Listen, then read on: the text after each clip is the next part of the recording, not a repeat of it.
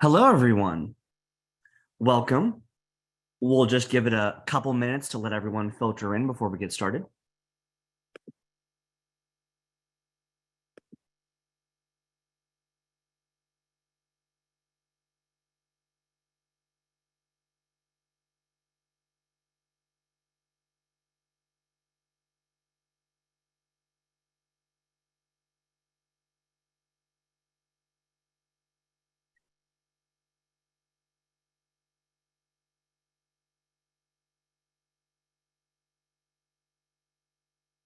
Hello, and welcome everyone to Building a Better America, a small business resource community. Welcome, and we'll just give it another second to let everyone start filtering in.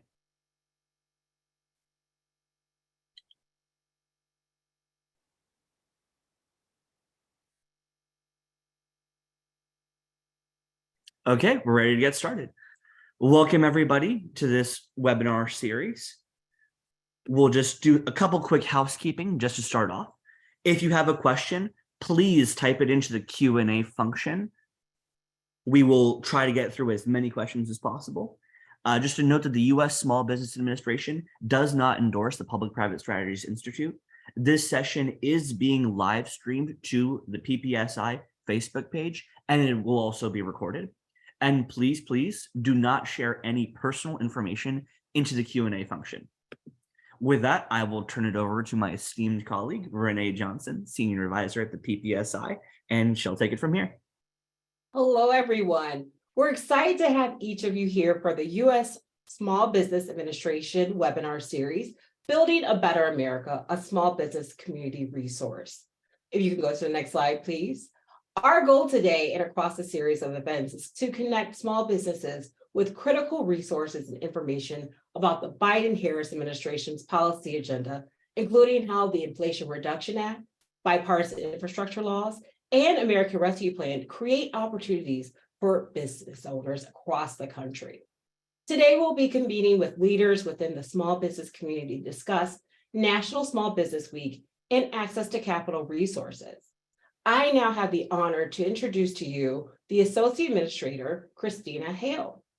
Christina Hale serves as an Associate Administrator for the Office of Communications and Public Liaison. Ms. Hale has more than 20 years of executive experience working with business leaders in government and civil society. Before joining the SBA, she served as head of communications at the U.S. International Development Finance Corporation, where she oversaw the agency's strategic communications, including planning, development, and implementation. In 2012, she was elected to serve in the Indiana General Assembly, where she worked with a focus on supporting the success of employers, the workforce, and the economy. She has led teams, projects, and offices throughout the United States and several countries in Europe and Asia Pacific. Ms. Hale was a Rotary International Ambassador Scholar and graduated from Purdue University. And with that, I'm so excited to introduce to you the Associate Administrator, Christina Hale. Renee, thank you. I really appreciate that introduction. And PPSI, this is such a special partnership. And Renee, I really just want to underscore how valuable this webinar series is for people. You know, on your opening slide, you have resources, and that's exactly what this is. And I'm going to be talking about that and about resources quite a little bit here over the next few minutes, but that's what's so critical, is just getting access and knowledge and understanding what the rules are and what's out there and where those hands are to help. So thank you. This is a really, really useful and convenient way to outreach. So with that said, I think I might have the second best job at the United States Small Business Administration, because as part of my portfolio, I get to lead the team that puts on National Small Business Week. So I want to talk about a few things and a few more resources, but first, I did just want to take a moment to say why it's so important that we celebrate small businesses. So up until this point, over the last month or so, we have been able to announce in each state and our territories around the country that areas National Small Business Owner of the Year. It's very exciting, it's very personal, but it's also really important. It's important to hold up and celebrate people who have driven their own business, realized their unique American dream, but also so they inspire the others that are coming after them. I mean, we know the economic data are very clear. America's success is built on the engine of small business, always has been. And it's just a really exciting point in the year to get to do this. And this year, 2023, is the first time over the last few years since COVID that we've been able to convene again in person. So while we will continue to have our virtual summit, and you can still sign up for that at sba.gov, you can also attend in person, and we're going to do that very thing by kicking off here at our nation's capital in Washington, D.C. with a dinner to celebrate some more winners. We're going to have a fireside chat in person with some exciting guests, and really just punctuate the start there before we cruise into Monday, where we'll have additional programming and some very exciting, really, I can't think of anything more exciting, some things to announce that aren't quite ready just in this moment, but at the highest of levels, we're going to be able to celebrate all of our winners as we lead up to the announcement of our National Small Business Week Owner of the Year award. So from there, we're taking it on the road once again for the first time over the past several years. So we'll have in-person programming, and our administrator, Isabella Casillas Guzman, who does have the best job at the SBA, but also I would suggest in federal government. She's going to be on the road talking to so many small business owners and visiting some winners and other engaged groups, just people who are determined to grow their business, grow their communities, employ more people, and share the success through their work, lifting up our economy and lifting up their main streets. So we're heading first to St. Louis. We're going to have a number of gatherings and events there before moving on to Minneapolis, where we're going to have some very unique celebrations, visiting small businesses. We're going to be joined by a very special guest there as well. Not quite announceable, but somebody who is really going to help us just lift and shine all the attention on our winners there in the state of Minnesota. Before moving on then to Phoenix, Arizona, we're going to be meeting with tribal leaders. We're going to be holding one of our Latino Prosperity Tour events. We're going to have people from all walks of life talking about the different angles of what it's like to really do the heavy lift, do the hard work, and grow your business, oftentimes from nothing, into something incredibly special that employs people, that brings good services, sometimes great food, sometimes interesting essential products, whatever that business happens to be. And we're finishing off then in Albuquerque, New Mexico. And I think something I'm particularly excited about there is we're going to close off the week with our administrator throwing out the first pitch at the Albuquerque Isotopes AAA game. So I know Administrator Guzman has been practicing her pitch as well, but really we just are chock full of interesting programming. The administrator is going to be talking to press nationally and all over our country to get the word out at the local and federal levels. So it's going to be quite a week, and something we hope to build on next year and in the years to come. That said, I'd mentioned that we were going to be talking about resources and what else that the SBA has been doing. And I really want to call your attention to an upcoming deadline for a very, very, very special program, our Thrive program. This is a 6-month intensive program for business leaders. It's a competitive application. Applications are due on the 28th, but if you employ somebody if you're doing more than $250,000 worth of business every year, if you've been in business for 3 years and you're still as ambitious as ever, I really want to encourage you to check out this program. You can just do a search for Thrive at SBA.gov. All the information you need about application will come up, but this is a program that gives you access to local mentors, national resources, introductions, networking in a very customized way to be as useful as possible. This is a refreshed program. It used to be known as our Emerging Leaders Program, but we've refreshed it, revitalized it. And as you'll see with a theme with the SBA under the direction of Administrator Guzman, this isn't your granddaddy's SBA.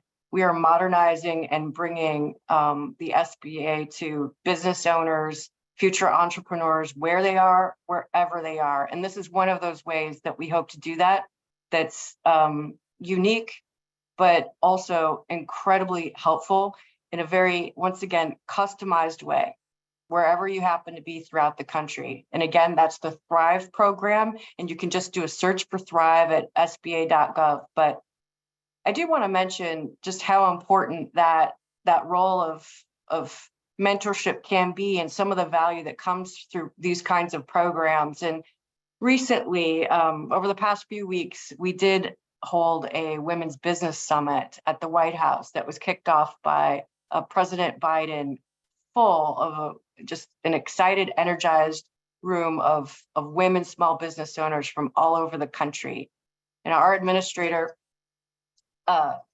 was able to host and conduct a panel of several women, including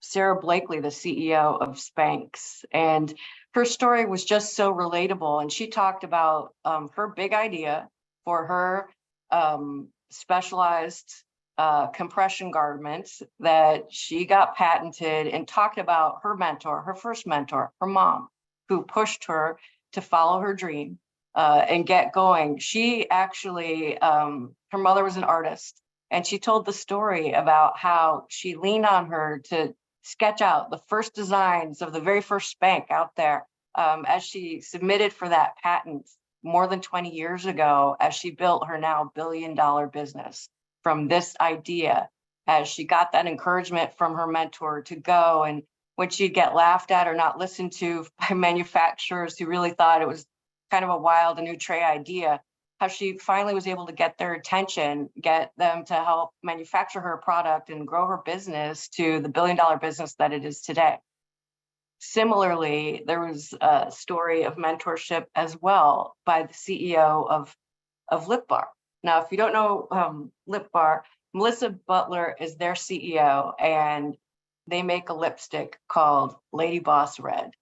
And she was working in finance and tells a story about her dream. And her dream was about a lip product, something that nobody had ever done, that she had conceptualized in her mind. She'd been working in finance in New York City and really knew that it was up to her to get this started.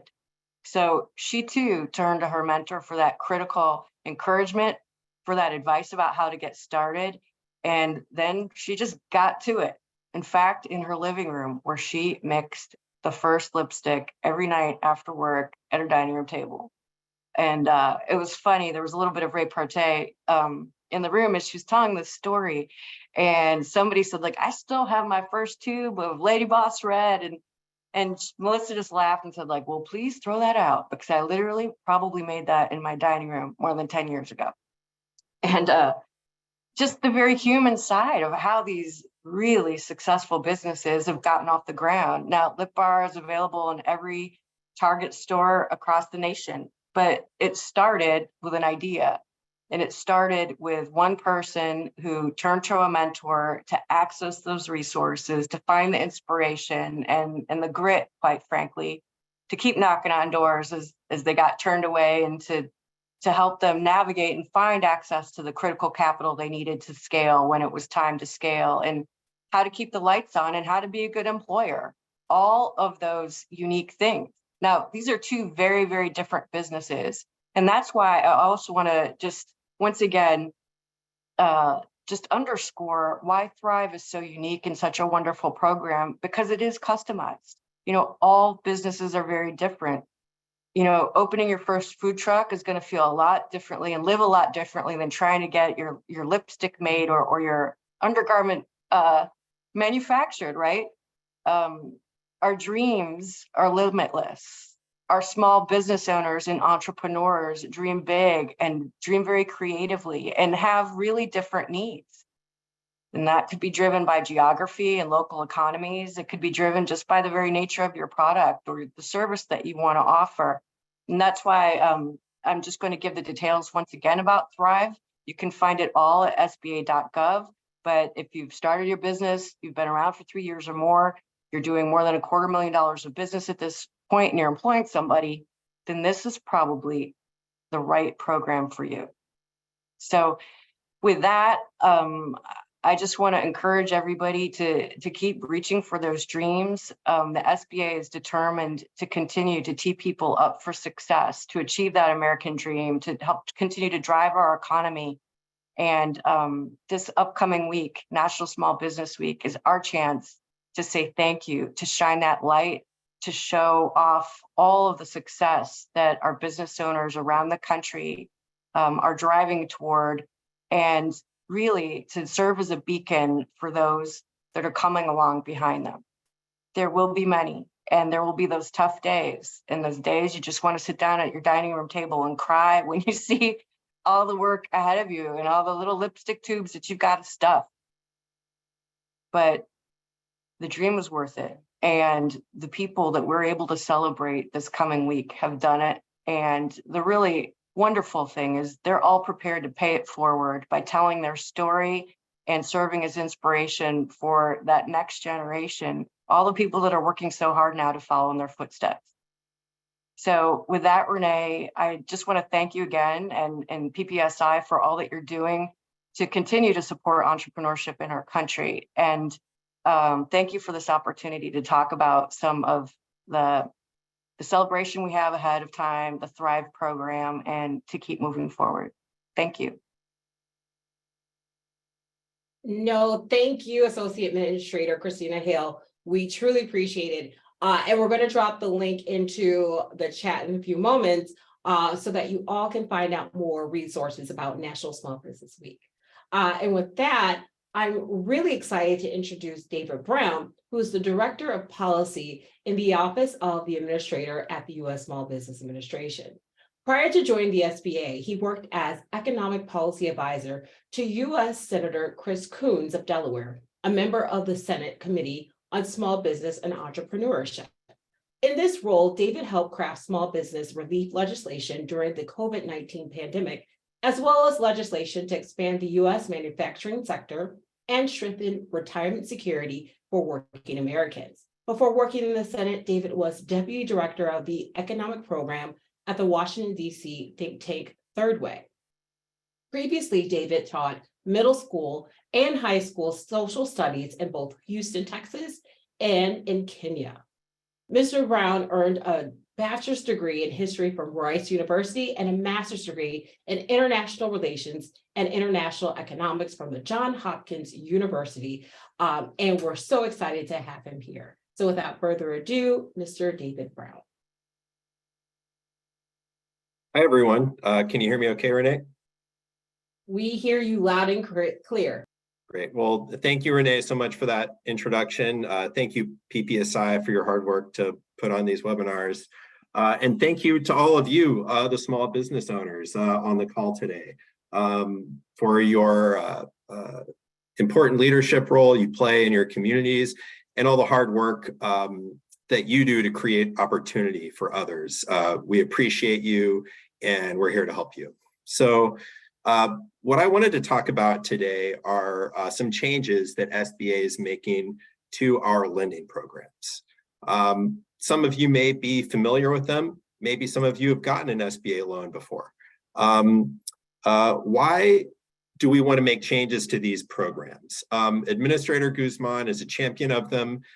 We have these loan programs have great reach already.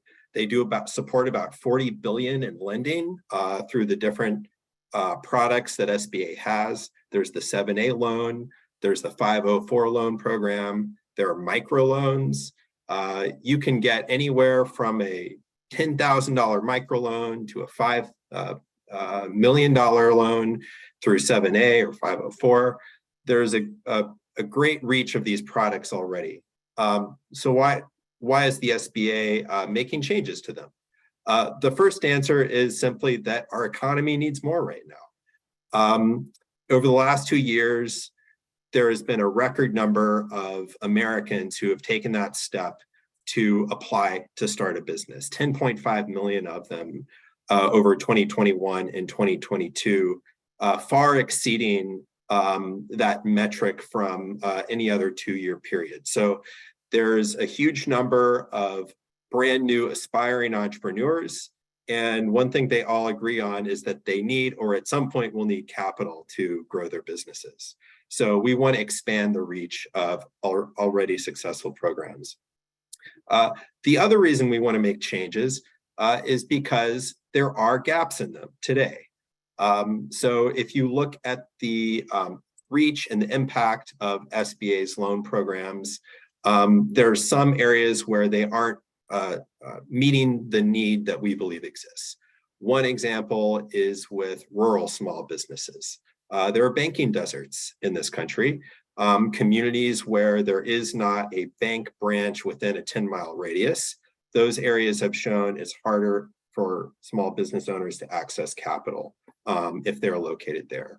There are innovative startups that maybe are seen as too new, too young, too risky by many lenders and have struggled to get loans. Minority-owned small businesses comprise a gap that's of particular concern. If you look in the Federal Reserve's survey that they do every year of small businesses, 41% of Black and Hispanic business owners report receiving none of the credit that they sought, whereas only 27% of white business owners report that. And that is within a category of high credit quality businesses. So that gap is of concern. And then finally, looking within SBA's products, we've seen over the past 6 years or so, a decline in small dollar loans. This is excluding pandemic programs, but within the flagship 7A loan program. If you look back 2016, the SBA approved 38,000 loans in that size category. Move forward to 2022, the agency approved only 22,000. So we've seen a decline in very small loans. That's an important category for the agency. It's part of our mission to reach businesses that are just getting started, those that are particularly small. And so we want to make changes to try to address those gaps. So what is SBA doing about it? A couple weeks ago, the agency published 2 final rules. And what that means is these are actions that the executive branch is taking on its own within the existing authority provided under the Small Business Act to make changes and updates to our loan programs. There is a 30-day delay until they go into effect, so that date is coming up. And so starting in the next couple of weeks, SBA will begin to be able to start rolling out changes that are enabled by these rule changes. There are 2 of them. The first one is called the SBLC rule. SBLC stands for Small Business Lending Company. Administrator Guzman is making this change in order to broaden the distribution channels, to increase the distribution channels so that there are more places, more lenders where a small business owner can access a loan. The most common on-ramp for a lender to be able to participate in SBA lending is to be a bank, a depository institution that accepts customer deposits. But For decades, SBA has had other tools that leverage the unique business models of non-depository lenders. That includes certified development companies, that in our 504 program, it includes micro lenders. One of those on-ramps for non-depository lenders is a license, the SBLC license, which lenders can apply to SBA to get. They go through an application process where SBA vets them, and by virtue of SBA granting the license, the lender gets access to the SBA loan product, the guarantee that comes with it that reduces the risk for the lender, and all the safeguards, transparency measures, and interest rate restrictions that come with it that are good for the small business owner. The agency has had a cap on the number of SBLC licenses since the 1980s. This rule will remove the cap and permit the SBA to begin approving new additional applicants to receive an SBLC license so that they can make SBA loans. The second change that rule makes to strengthen our network of lenders is with respect to another on-ramp for non-depository lenders, and that's called the Community Advantage Pilot Program. So this is a program started about 12 years ago that is targeted towards nonprofit non-depository lenders. Many of them are CDFIs, Community Development Financial Institutions. These are organizations that are highly local. They have deep roots in their communities. They are driven by a mission, and they have a demonstrated track record of delivering loans to some of those categories of small business owners subject to those gaps I mentioned: minority-owned businesses, women-owned businesses, rural businesses, veteran-owned businesses. So that program has been in a pilot status for 12 years, meaning it's been temporary. It has to be renewed every couple of years. And what these lenders have said is, we can do more, we want to do more, if we have permanency in the SBA loan programs. That's what this rule does. It creates a new license called a Community Advantage SBLC license, which provides permanency for these critical lenders in their communities. And our goal is that permanence gives them the confidence and stability they need to further invest in small business lending, which we're very excited about. I'll go on to the second rule. The first set dealt with increasing, the first rule dealt with increasing distribution channels. The second one is about simplifying loan making and expanding eligibility for SBA loans. We really want all those existing lenders out there, banks and non-banks, to be able to do more SBA lending. And one piece of feedback that the agency has received over the years is that it's a great product. The guarantee really helps with risk. We're able to reach borrowers we wouldn't be able to, but this sure is complicated. There are a lot of rules to get through. There's duplicative paperwork, and I have to contract out some of these tasks in order to make an SBA loan. It's just not worth it for me as a community bank, for example. So one set of changes within this rule is to simplify the credit policy requirements for small-sized loans. For about 20 years, SBA has successfully implemented a product within the 7A loan program called SBA Express, which essentially allows lenders for loans under $500,000 to use the same credit policy in underwriting the loan for that SBA product as the lender uses for a similarly sized non-SBA loan. It's been incredibly popular for lenders, and that product has performed very well. In 20 out of 23 years, the performance of those borrowers has exceeded the performance of the broader 7A portfolio. The fact that it's simpler, easier for lenders to use, and it performs better, it's a sign that we should expand that policy. And so for all 7A loans, lenders are going to be able to use that, their credit policy that they use for non-SBA. It'll simplify, it'll speed up the process, and hopefully result in more small businesses being able to access credit. There are a few other changes that that second rule makes. It provides additional loan flexibility for borrowers under $150,000. It streamlines something called the affiliation rule.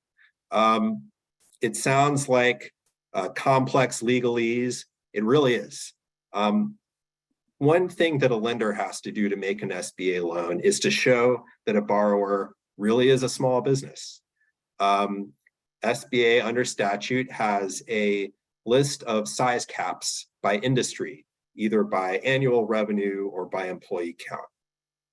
Before running a business applicant through that size standard test, as we call it, we have to check to see, are you related to other businesses? That should also be included in that calculation. To date, feedback to the agency has been there are duplicative aspects of that test. SBA has been looking at the ownership and control elements. The control test part of affiliation involves this complex legal evaluation of contracts. The ownership test is sufficient after decades of experience in the agency's judgment to determine whether a business is related to another one. What are the relative ownership stakes of the business? Who owns how much? What are the other businesses that they own?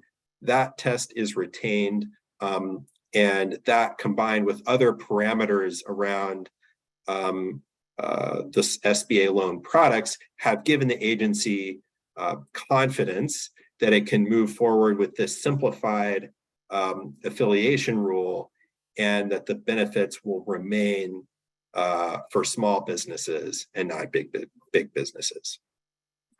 One final eligibility change we're excited about is permitting something called a partial buyout. To date, SBA loans have been allowed for someone who's wholly acquiring a business, but not for someone who is partially acquiring a business. Say, for example, you have a business owner who's approaching retirement age and they want to transition ownership, but they want to retain a minority stake. Now, an SBA loan product will be permitted to finance that transaction. So let me take a step back for a minute. You're probably thinking, what does this mean for me? What does this mean for a small business owner? If you've applied for and been denied an SBA loan before, or maybe you didn't apply because you didn't think you could get through the process, or maybe you asked your local bank, do you offer it? And they said no. Our hope is that after these rules go into effect, that if you try again, you can have a different or better outcome. Maybe it was because if you were unsuccessful in getting capital before, it could be that you were credit worthy, that you were capital ready, but you live in a rural area that has fewer participating lenders and you didn't find a match. Maybe you're a small innovative startup that has or aspires to have equity investment, and that complexity was a deterrent for a lender that would have considered giving you a loan. Or maybe you want to transition ownership of your business to a group of employees, but you want to retain part of the company. These are all scenarios where we are hopeful, and it is genuinely the administrator's intent that you have a better outcome and you get better access to the capital that you need to run your business. Finally, the next question you may have is, well, what do I do? How do I take advantage of these changes or access these loans? At the very moment these rules have not gone into effect, but they will soon. So starting in the next couple of months, SBA will be sending out informational notices, changes to our standard operating procedure that goes to lenders that will permit them to begin making these changes. That goes to the lenders. Well, what about the small businesses?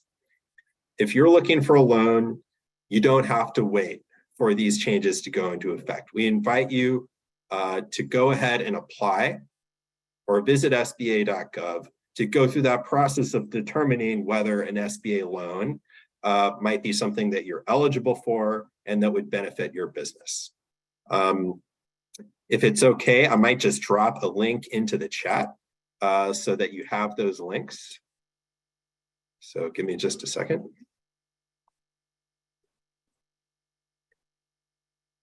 The first link I'm sending here is a link to SBA's Lender Match tool. This is a page where you can go, you can enter some basic information about your business, its age, its industry, the amount of capital that you're seeking.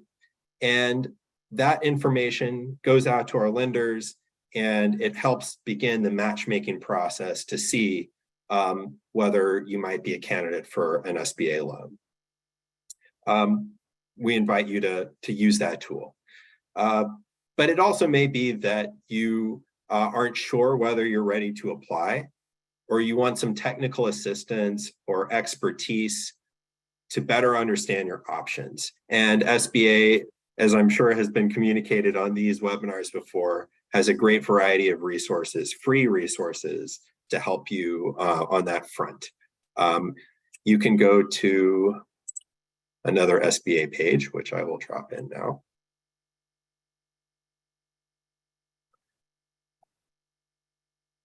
The second link that I added is our local assistance page. This is where you can go and enter in your zip code, and you can find all of the resources available in your area, small business development centers, women's business centers, SCORE mentors, veterans business outreach centers, counseling, contracting, technical assistance centers, centers that focus on exporting. If you don't know which one of those to go to, none of them seems like a perfect match for you, you can start with our district offices. SBA has 68 district offices around the country. They know the resources on the ground in their area, the lenders, and the resource partners, as well as anyone. And you can find those addresses, phone numbers, email addresses for your local district office on that local assistance page as well. So thanks for giving me the chance to come on today and talk about SBA's changes to our loan programs. We're excited about moving forward and making these changes that will help you, the small business owner, get better access to credit at this time, which we know is something that is on your minds. And we encourage you to reach out with any questions or feedback that you have. With that, I will turn it back to you, Renee. Thank you so much, David. And thank you for those links. I know people are very excited to connect to the SBA and utilize those services. So thank you so much. Thank you. All right, now we're going to continue on with our program and talk about how the Inflation Reduction Act, Bipartisan Infrastructure Law, and the American Rescue Plan and Made in America can also help your business too. So the Inflation Reduction Act was on Tuesday, August 16th, President Biden signed into law the Inflation Reduction Act, which is also known as the IRA. This was also known to help make lower costs for small businesses and working families. And this was going to be done by making healthcare more affordable, leveling the tax playing field for small businesses versus larger corporations, and reducing the deficit. Additionally, this was going to also help combat the climate crisis that we are facing. The tax portion of the IRA really focuses majority on small businesses and working families. This law is not funded in any way by personal tax increases on small businesses or working families. So if you're making less than $400,000 a year, which is roughly 99% of all Americans, this is not going to impact you in a negative way. The IRA doubles the refundable research and development tax credit for small businesses, raising it from $250,000 to $500,000, and then also an increased funding for the IRS, which will not be used to target small businesses or working families, right? I know many wonder, well, what is it going to be used for? Well, the IRS will be able to upgrade their processes and focus on areas of challenges for the agency, such as large corporate and global high net worth taxpayers and those pass-through entities and multinational taxpayers. Again, the IRS has promised that the investments of these enforcement resources will be designed around the Department of Treasury's directive that will not impact small businesses. And again, that's those under that $400,000 threshold. Now, when we're talking healthcare, the IRA will make prescription drugs more affordable without hurting innovation. The IRA will provide a 3-year extension, which is going to go through 2025, of enhanced subsidies of small business owners who are buying their own health coverage on the Affordable Care Act marketplaces, which extends temporary subsidies, preventing out-of-pocket costs. So those premium payments that are rising across the board, you're going to see virtually all 13 million subsidies for enrollees are going to be extended. Marketplace subsidies are still in place when the Medicaid maintenance of eligibility, which is also known as MOE, ends. Many people disenroll from Medicaid could find similarly low cost coverage on the ACA marketplace. Additionally, this allows Medicare to start negotiating the price of some prescription drug prices beginning in 2025 and caps near Medicaid Part D out-of-pocket costs in 2025 as well. Now, the Bipartisan Infrastructure Law was passed in 2021. President Biden signed this into law, and it was also known as the Infrastructure Investment and Jobs Act. This was a historic investment of over $550 billion in new funds for large infrastructure projects, supply chains, and broadband and drinking water for the entire country. This is the largest investment in infrastructure that this country has seen since 1956. Some of the projects that are included are $55 billion in projects to deliver clean water, $65 billion to expand the country's broadband, and then $110 billion to repair and rebuild country's crumbling roads, and $90 billion in modernizing public transportation. Now, how is this going to impact small businesses? Well, it's going to virtually touch every part of Main Street economy. The law will expand access of tens of thousands of billions of dollars, to federal, state, and local governments through contracting. The U.S. Department of Transportation itself is going to award more than $3.7 billion in federal contracts. This alone is going to support an estimated 700,000 jobs per year, and it's going to help small businesses hire new employees and reach new customers. It's going to foster the development of Main Street businesses in underserved communities. And to find out more specifically of how you can connect yourself in your business, you could go to the guidebook, which is build.gov. And again, we are going to email this presentation to you if you registered for this webinar today, so you'll be able to click the link. Now, the American Rescue Plan. In 2021, Congress passed the American Rescue Plan, which is also known as the ARP, and it focused on helping small businesses and consumers. This supported communities that were struggling in the wake of COVID-19, and it was mostly at its peak. The plan provided critical support and resources to these communities. It provided emergency grants, lending, and investments to hard-hit small businesses so they could rehire, retain, and make sure their workers were getting the assistance that they needed. It distributed more than $360 billion in emergency funding for state, local, territorial, and tribal governments. And additionally, it helped hard-hit public transportation agencies avoid layoffs and service reductions, which disproportionately harm workers who are more likely to depend on public transportation in most communities. So the ARP also created the Community Navigator pilot program. This was designed to reduce barriers in underrepresented and underserved entrepreneurs who often faced in assessing the programs they need to recover, grow, or start their businesses. There was a total of $100 million in funding to 51 organizations across the country. Selected projects will cover diverse communities across the US and Puerto Rico, and the grantees, they served as hubs. Centralized lead organizations, which will corporate spokes, have built trust in their local communities.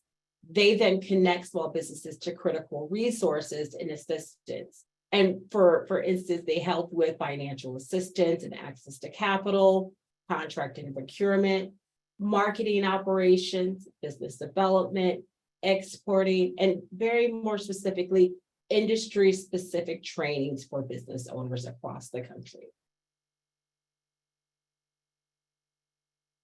Now, most of you probably heard of the paid family leave tax incentive. Under this program, employers can offer up to 12 weeks of paid family leave, and the leave can be used for A, taking care of a family member, or B, maternity or paternity leave with biological or adopted children. Now, in exchange for offering the leave, employers will receive as much as 25% tax credit for the amount of wages replaced.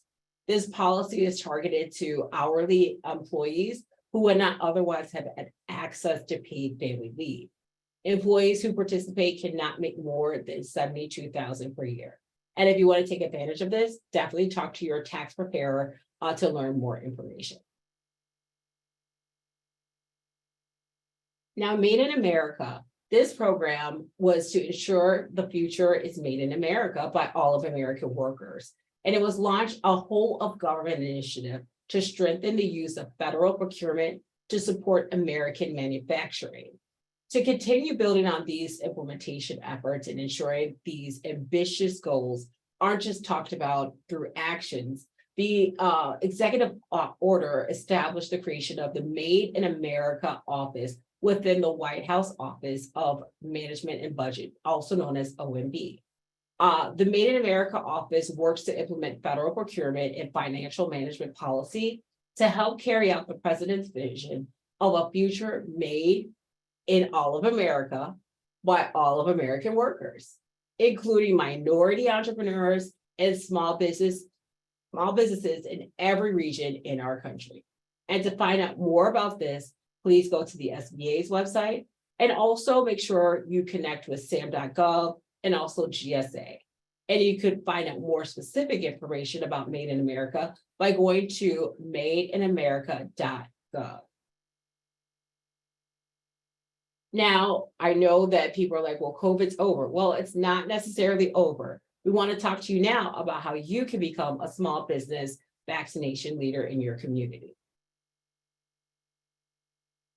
So what can small business leaders do during this time? Well, one, we want to make sure that you're still vaccinated and getting your boosters. And if you have done that, encourage the community around you to continue doing so. And also tell your neighbors to do the same as well, to stay vaccinated, get vaccinated, and have their boosters too. Also, as business owners, review state and local vaccine policies or seek legal advice. Consider the incentives such as the new paid leave tax credit that we spoke about for your employees who are getting the shot, and if they should need to recover for any side effects that may occur. Whether you encourage, incentivize, or mandate vaccines, communicate that plan to your employees, both verbally and in writing.